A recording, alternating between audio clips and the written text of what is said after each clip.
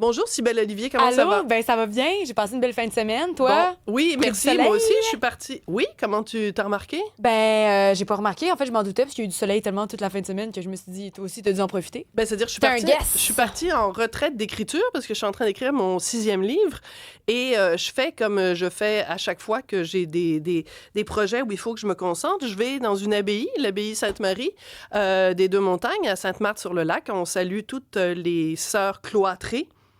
Oui, on les salue. C'est très spécial, mais on les salue. J'imagine. Je pense pas qu'elles écoutent Cube parce qu'elles sont vraiment cloîtrées. Mais donc, je vais là, puis je m'isole pendant 2 jours. Et c'est ça que j'ai fait pendant 2 jours. Mais il faisait beau, donc j'ai pu écrire dehors. Parce qu'il y a un petit terrain à l'extérieur et tout ça. Mais c'est très particulier. En plus, c'est silence. C'est inspirant. 48 heures de silence. Penses-tu que je suis capable de passer 48 heures Bien sans sûr. dire un mot? Je suis certaine que t'es capable. Oui. Mais disons que la mâchoire se faisait aller dimanche soir quand Ouais, je suis c'est rentrée ça. à la Il y maison. a des comptes à faire Les gens, après. ils étaient là, puis ils disaient, mon Dieu, tu parles donc beaucoup. J'ai dit, ben oui, ça fait 48 heures, je parle pas. Ça doit être un défi quand même. Et c'est un défi. Mais c'est assez, ben ça fait du bien, le silence. Le silence, ça aide à se concentrer versus le babillage incessant. Voilà. Mais écoute, Cybèle, je suis tellement contente aujourd'hui parce que, tu sais, comme journaliste, bon, on fait des entrevues, évidemment. Donc, mettons que je suis en ondes 5 fois par semaine pendant, mettons, 40 semaines par année. Donc, ça fait 200. C'est ça? 5 fois 40, 200. Et il y a 3 invités par émission. Donc, 200 fois 3, ça fait donc 600 personnes que j'interviewe par année. Et de temps en temps, une personne parmi ces 600, l'entrevue a vraiment un impact dans sa vie. Et c'est le cas de ma prochaine invitée, Maude Rebérol, que j'avais reçue ici à l'émission le 23 avril. Bonjour, Maude. Bonjour, Sophie. Et quel plaisir de vous retrouver, Maude. Pareillement. Parce qu'on s'est vu, donc, c'est ça, il y a à peine 2 semaines. Vous étiez venu nous raconter votre histoire. Vous êtes médecin. Et vous êtes atteinte d'un cancer. Alors, le nom, je préfère que ce soit vous qui le disiez, le cancer que vous avez. Un astrocytome. Voilà. De stade? C'était de stade 4. Stade 4. Grade 4, en fait. Je vais juste vous demander de rapprocher votre micro. Maude, alors je vais décrire pour les gens qui nous écoutent à la radio et qui ne vous voient pas. Donc, vous avez sur la tête, en ce moment, un casque qui vous aide à soigner votre cancer. Mm-hmm. Et ce casque-là est relié à un sac à dos que vous avez en tout temps aussi avec vous. Oui. Pourquoi vous êtes venue nous rencontrer il y a 2 semaines, Maude? Je suis venue vous rencontrer parce que depuis, en fait, ça, c'était l'unique traitement qui me restait, que je porte depuis 2 ans et quelques, alors qu'au départ, on me donnait 6 mois à vivre. Donc, ça fait quand même un certain effet, je pense. J'ai fait beaucoup d'autres thérapies aussi alternatives, mais depuis octobre 2024, il y avait une thérapie ciblée qui était disponible pour le type d'astrocytome, la mutation IDH de mon astrocytome, qui était spécifique, que je pouvais obtenir, que j'aurais pu obtenir, puis que j'arrivais pas à obtenir. Ça a été un dédale de bureaucratie. À travers mes assurances, la Canadavie qui ne voulait pas couvrir. Il a fallu que je frappe à plein de portes. J'ai passé 5 mois parce qu'on m'a diagnostiqué, pas une récidive, mais une progression de la tumeur qui était, elle, potentiellement de grade 2, donc un grade un peu plus lent. Puis, le médicament pouvait être bénéfique pour ça, puis personne ne voulait me l'octroyer parce que je restais avec, dans mon dossier, le grade 4 d'inscrit, entre autres. D'accord. Alors, c'est important pour que tout le monde comprenne, parce que vous nous aviez raconté cette histoire-là il y a 2 semaines, mais comme il y a un développement, c'est important de revenir un petit peu en arrière. Donc, pour une raison bureaucratique, qui est, au début, c'était grade 2, là, c'était rendu grade 4, et le médicament était disponible seulement pour des gens de grade 2, donc on vous refusait l'accès à ce médicament. Donc, on ne tenait pas compte du fait qu'il y avait une progression et que vous étiez maintenant stade 4. Est-ce que je l'explique bien? C'est pas tout à fait ça, mais c'est bon. pas très grave. OK, d'accord. Donc, ce médicament-là, une des raisons pour laquelle aussi ça vous était refusé, c'est qu'il coûte très cher. Il coûte 30 000 $. Donc, c'était juste impossible de le payer de ma poche. C'était quoi déjà la fréquence, qu'il fallait que vous preniez le médicament? Bien, c'est tous les jours, mais c'est un médicament à prendre par la bouche, puis c'est beaucoup moins intrusif, invasif et toxique que de la chimiothérapie. Puis moi, je continue à travailler, donc je voulais continuer à pouvoir rester fonctionnelle et continuer d'aider mes patients là, en n'étant pas alitée. Mais je pense que la question de Cybèle, c'était 30 000 $ donc c'est 30 000 $ par mois. Par mois. OK. Ouais. D'accord. Puis c'est à prendre à vie après. D'accord. Alors, mais c'est important que vous fassiez le parallèle avec de la chimio ou d'autres traitements, parce que les gens, peut-être, qui nous écoutent, disent, ben voyons donc, comme société, on n'a pas les moyens de payer à Maud Rebérol un médicament qui coûte 30 000 $ par mois. Vous, votre réponse, c'était à l'époque de dire, ben si je ne prends pas ce médicament, je vais finir par coûter beaucoup plus cher que 30 000 $ par mois à la société en traitement et en toutes sortes d'autres façons dont on va devoir prendre soin de moi. Tout à fait. Donc, je vous ai reçu il y a 2 semaines. Vous avez fait un plaidoyer très éloquent. Vous avez dénoncé la bureaucratie. Je vous ai demandé de vous adresser virtuellement par la voix de la radio de Cube Radio au ministre de la Santé, M. Dubé. La raison pour laquelle vous êtes là aujourd'hui, Maude, c'est... Je l'ai obtenu! Wow! Alors, c'est trop touchant parce qu'on est amis par LinkedIn depuis que vous avez fait l'entrevue. Vous m'avez envoyé un petit mot pour me dire « Ça y est, Sophie, je l'ai et tout. Ouais. » Puis là, je vous ai dit « Ben Maude, revenez à l'émission pour m'en parler. » Puis vous avez dit « Wow, minute! » Je le croirai quand je le verrai. Donc, une fois que je l'aurai en main, Sophie, je reviens à votre émission, mais pas avant. Donc, pendant un moment, vous avez bien cru que même si la RAMQ vous disait « Oui, Madame Rebérol, vous allez l'avoir », vous n'y croyez pas vraiment que c'était vrai? Ça a été tellement des mois d'acharnement que non, j'avais du mal à y croire. J'ai frappé à toutes les portes, puis une des dernières portes à laquelle j'avais frappé avec vous, c'était au cabinet directement du ministre Dubé, puis j'attendais des nouvelles. Et puis donc, j'ai eu des nouvelles à peine 7 jours après être venue à l'entrevue du cabinet, d'une personne au cabinet qui m'a écrit en disant... J'ai parlé avec la RAMQ, ils ont réétudié votre dossier. Il y a des documents qui leur étaient pas parvenus la première fois, donc ils ont revisé leur décision, puis ils ont décidé de vous l'octroyer. Donc, la nouvelle m'est pas parvenue de la RAMQ. Donc, j'attendais que ça vienne de la RAMQ aussi avant de pouvoir y croire.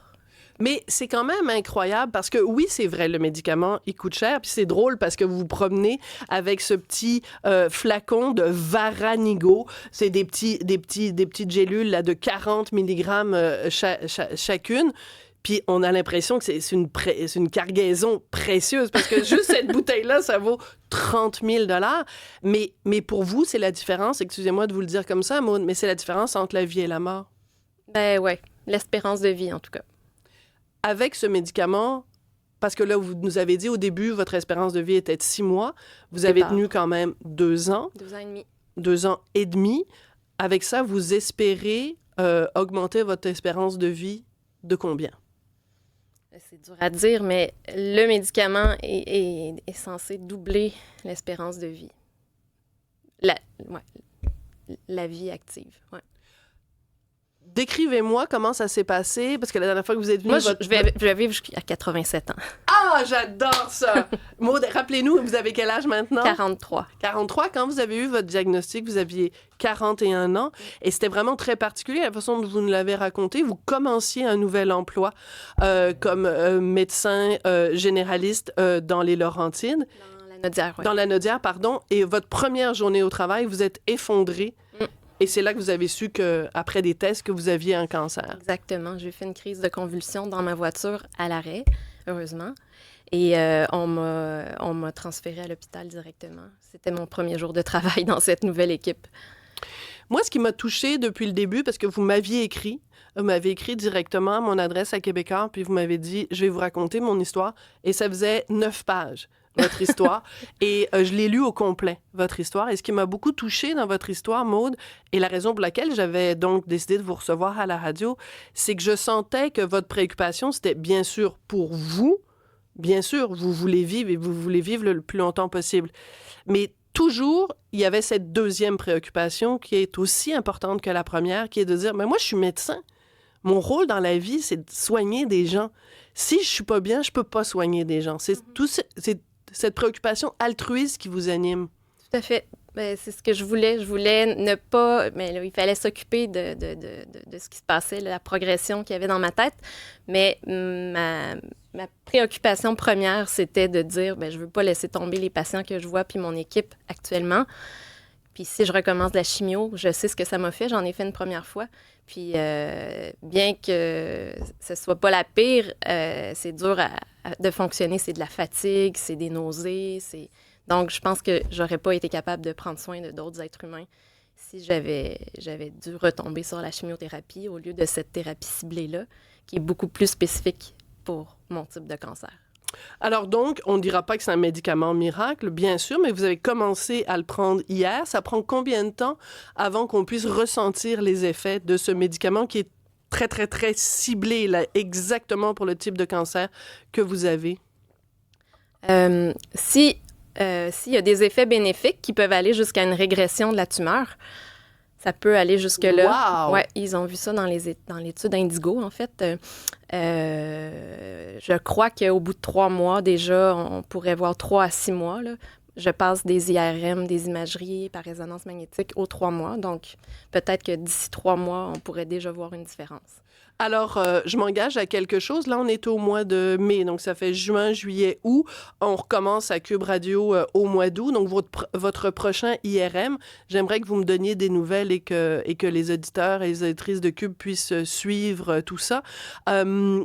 Quand on s'est parlé la dernière fois, donc il y avait cette préoccupation, évidemment, en termes de santé, de pouvoir avoir accès à ce médicament-là, mais vous avez dénoncé aussi une incongruité dans la bureaucratie qui fait qu'il y a plein de gens qui se pensent protégés par leur assurance santé et leur assurance médicaments et qui sont en fait pas protégés. Donc, est-ce que vous pouvez nous rappeler c'est quoi exactement pour que les gens qui nous écoutent et qui n'ont pas entendu la première entrevue avec vous sachent exactement de quoi on parle?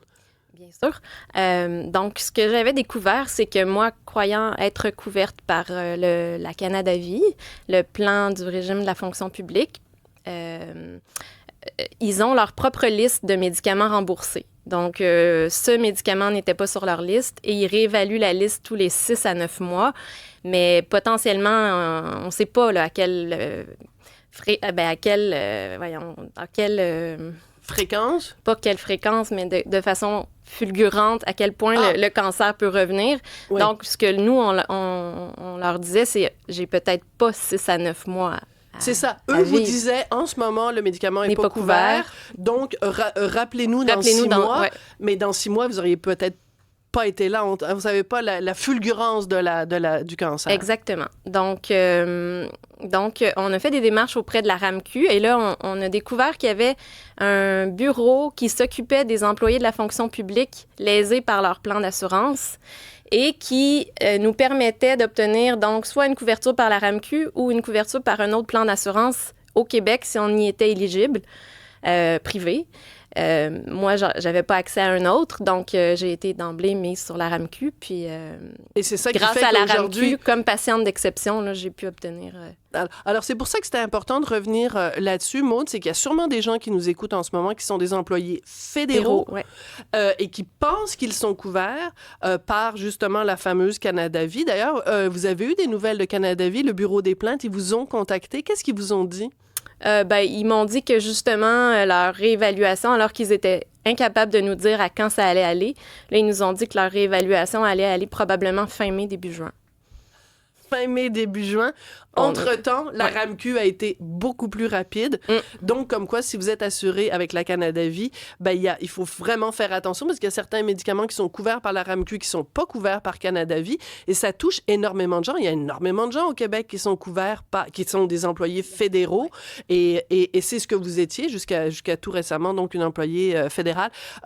Écoutez, moi, je suis vraiment ravie. C'est pas tous les jours qu'on a l'impression de faire œuvre utile.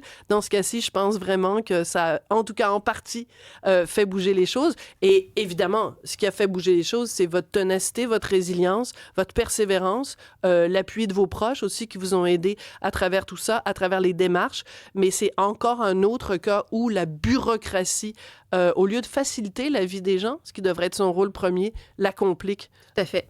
Hein, c'est vraiment, je pense, la leçon qu'on peut retenir. Alors, faites attention, de notre système de santé. Ça vaut 30 000 $, cette petite bouteille-là. C'est difficile à imaginer, mais la vie et le soleil que je vois dans vos yeux, ça n'a pas de prix, Maude Robéral.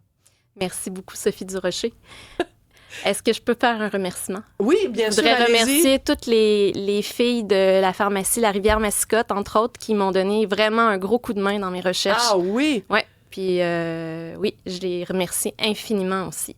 Puis le cabinet du ministre aussi qui m'a entendu. Donc merci. Je vais me faire un honneur de continuer de soigner les patients. Puis c'est ça. Les patients de la Naudière, vous avez de la chance d'avoir une Maude Rebérol avec vous qui va être avec nous pendant encore très longtemps. Merci beaucoup de votre témoignage. Puis des fois, au ministère de la Santé, il y a des choses qui se passent, ça brasse, puis c'est positif, c'est rare, mais ça arrive. Merci beaucoup, Maude. Merci.